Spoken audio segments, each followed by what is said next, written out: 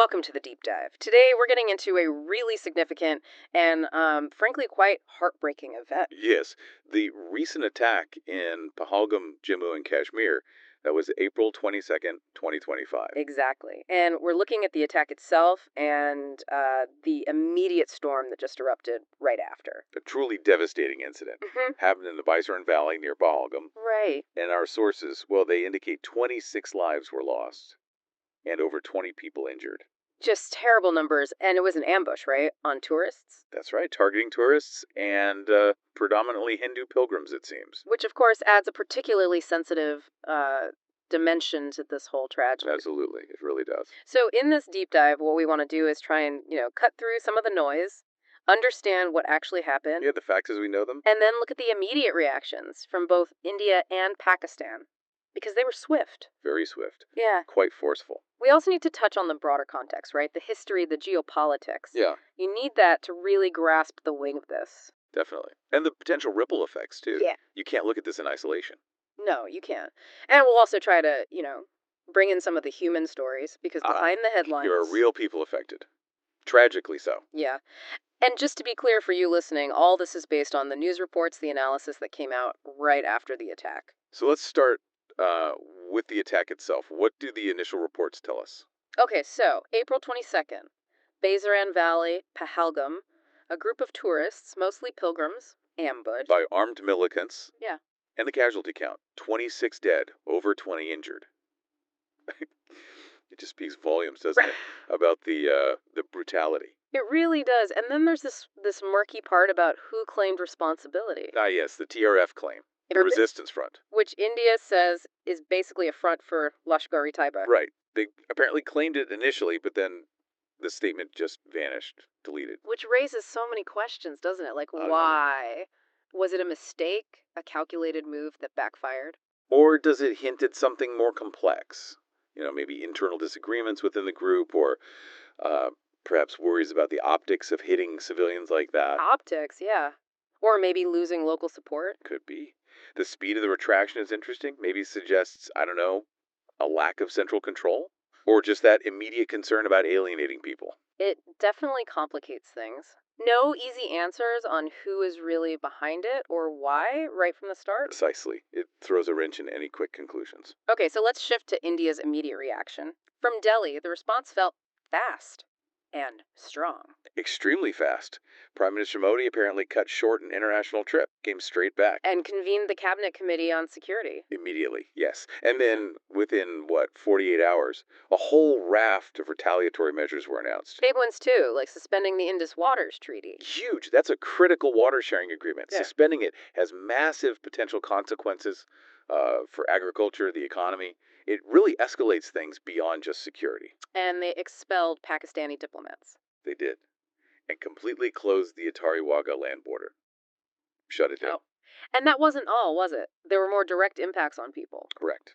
Visa services for Pakistani citizens were suspended.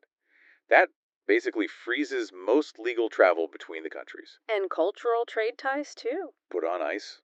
Plus, strong travel advisories issued for Indians thinking of going to Pakistan. And at the same time, boosting security along the line of control. A very visible increase in troop presence, yeah. Along the the de facto border in Kashmir. And the narrative coming out of India was pretty clear, wasn't it? Pointing fingers directly at Pakistan. Very clearly.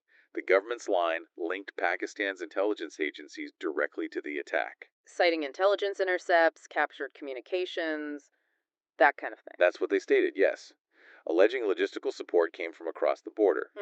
Now, it's crucial to add, these claims haven't been independently verified. Right, important caveat. But they absolutely shaped the public mood in India and drove the government's very strong actions. Okay, so a really firm response from India.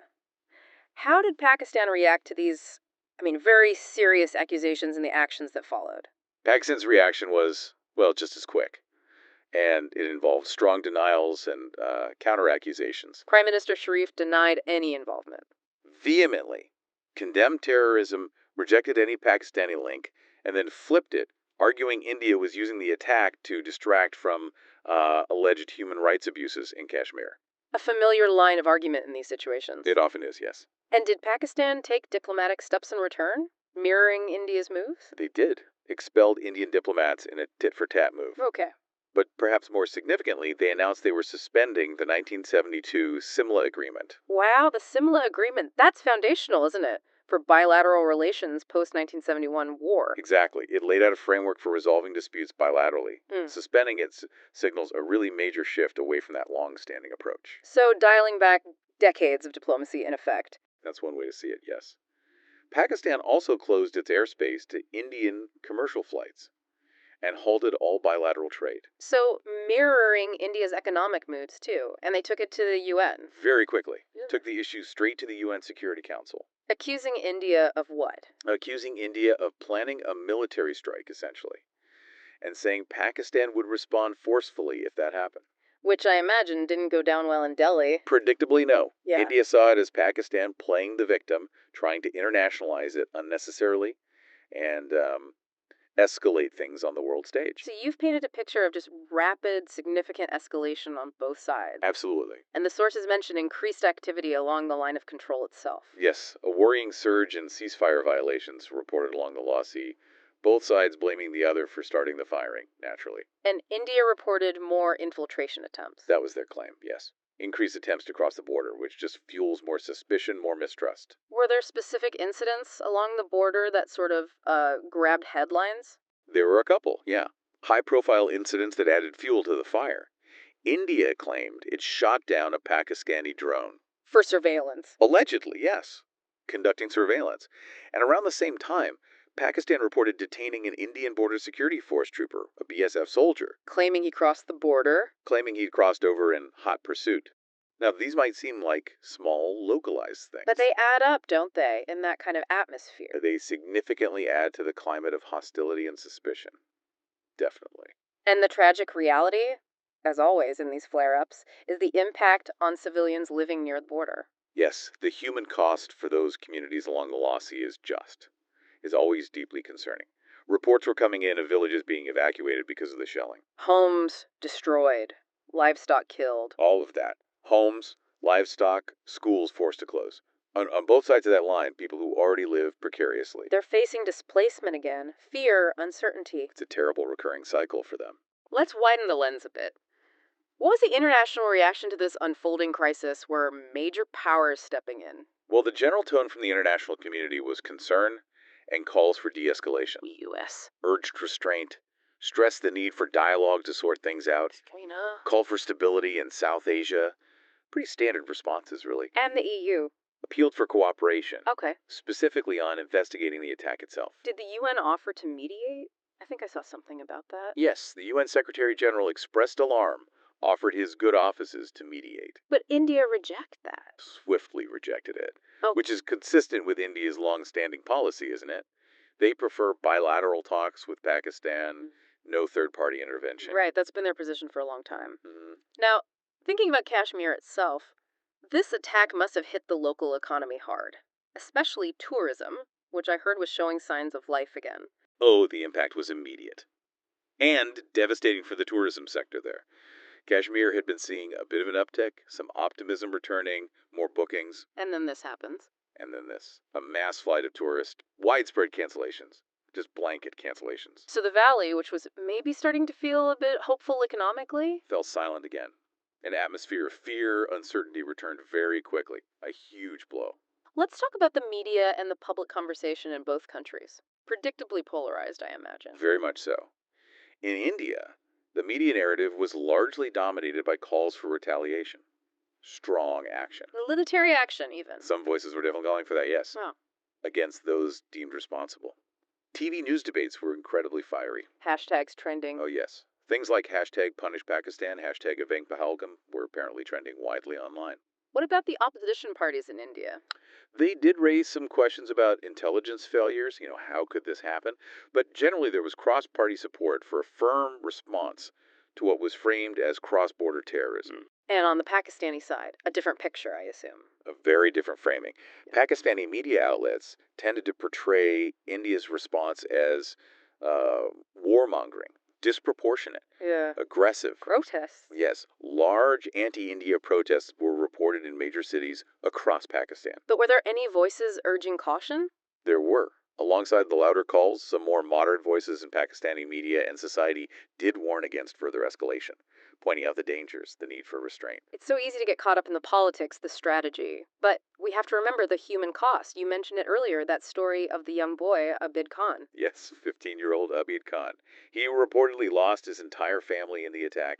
His image, just amidst that devastation, it became this incredibly powerful, heartbreaking symbol of civilian suffering. This cuts through all the noise, doesn't it? It really does. And his plea, apparently just simple words like no more guns, no more hate, it just resonates so deeply. A reminder of who pays the ultimate price in these conflicts. Absolutely. And this event, this tragedy, it didn't just happen out of the blue. We need to place it in that long, incredibly complex history between India and Pakistan. We absolutely do. That relationship has been tense, often hostile, right from partition in 1947. 3 major wars. 3 wars, countless skirmishes, border clashes, and Kashmir has almost always been the central point of contention. There have been attempts at peace, though, like the Simla Agreement you mentioned, the Lahore Declaration. Yes, significant attempts to build frameworks for peace. Yeah.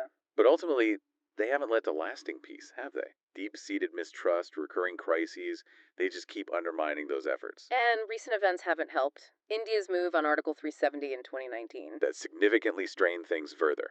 India revoked the special status of Jammu and Kashmir, Which Pakistan strongly opposed. strongly condemned it, downgraded diplomatic ties, tried hard to internationalize the Kashmir issue again. India maintained it was an internal matter, aimed at integration. But from Pakistan's perspective, It was seen as a provocative move, changing the status quo.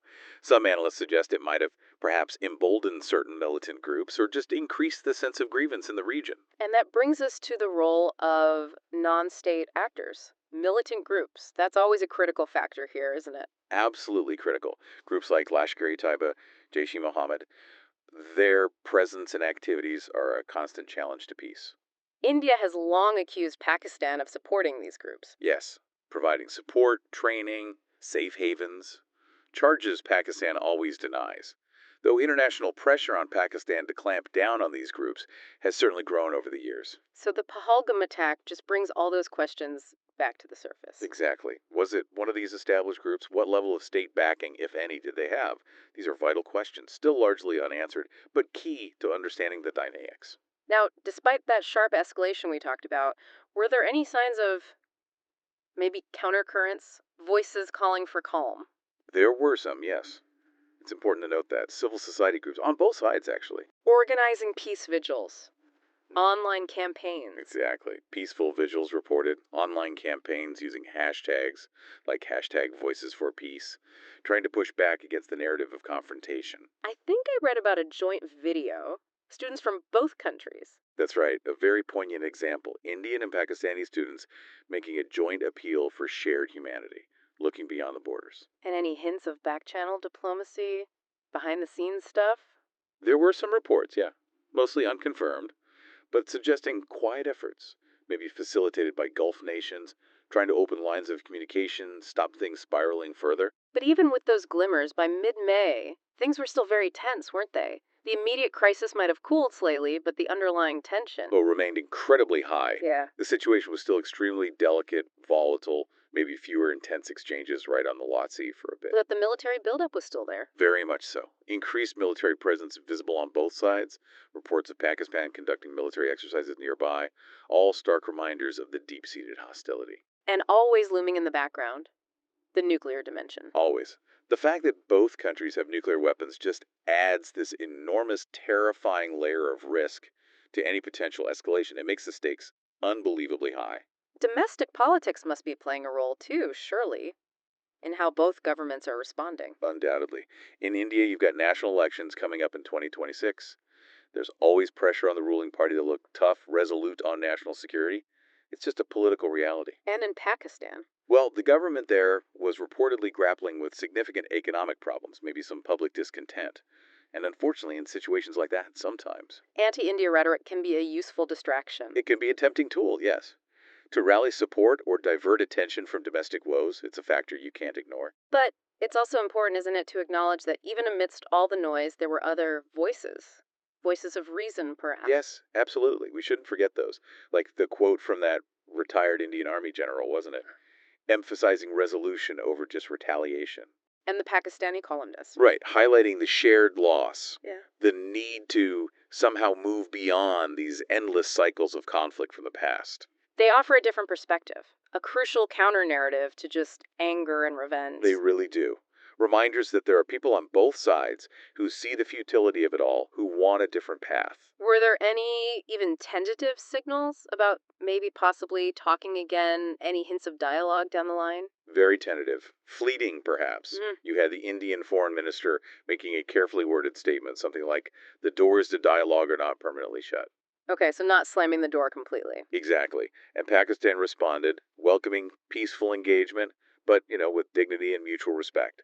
Standard diplomatic language. But gestures, mostly.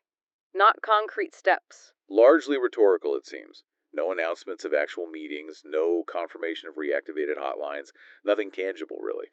And the issue of justice for the Pahalgam victims must be a huge obstacle, too. A massive, very real, and deeply sensitive obstacle to any meaningful diplomatic progress right now.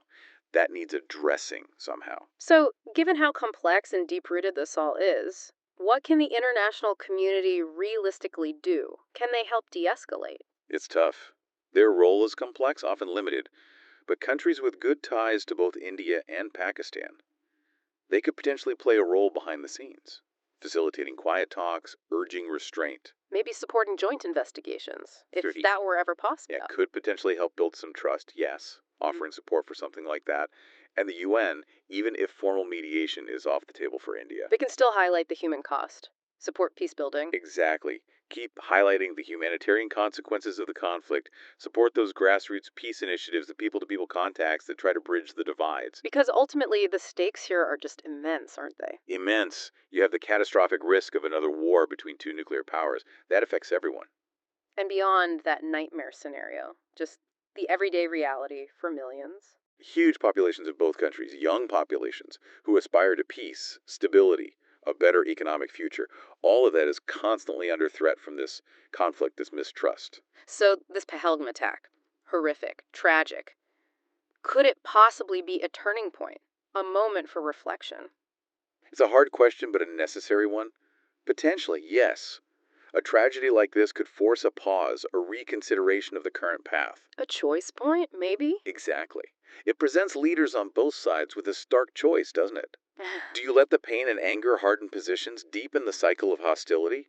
Yeah. Or do you try to find a way to acknowledge the shared humanity in that suffering and consciously choose a different, maybe harder, but ultimately more peaceful path forward? Well, this deep dive certainly highlights the sheer complexity, the sensitivity of the India Pakistan relationship, all brought into sharp focus by Pahalgam. It really does.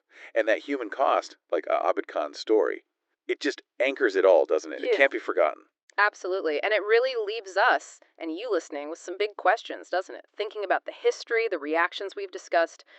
What are the truly realistic ways to de escalate, to build some kind of sustainable peace? And what role can individuals play?